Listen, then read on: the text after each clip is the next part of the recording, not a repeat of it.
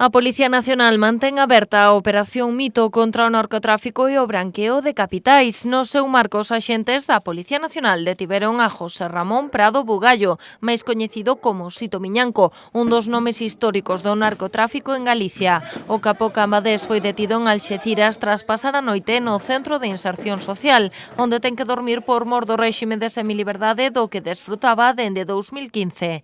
A operación desenvolveuse na localidade gaditana en Sevilla, Marbella, Linares, Barcelona, Madrid e Galicia, con preto de medio centenar de rexistros.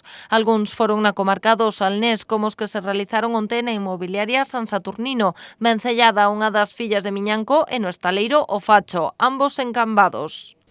Até o de agora xa son máis de 40 os detidos no marco desta Operación Mito. Dúas destas detencións realizábanse onte pola tarde nesta vivenda de Alaxe, en Vilagarcía. Trátase do domicilio familiar do fillastro de Laureano Ubiña, David Pérez Lago, tamén con antecedentes por narcotráfico.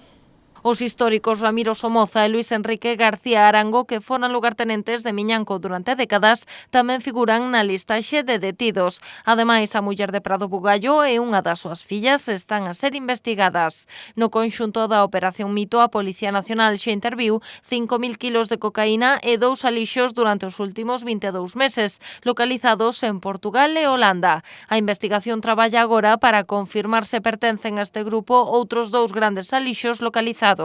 Tamén foron interceptados 300.000 euros, coches de alta gama e 2 armas nos rexistros. A operación continúa aberta e está previsto que os detidos comecen a comparecer mañá ante a xuíza Carmen Lamela da Audiencia Nacional.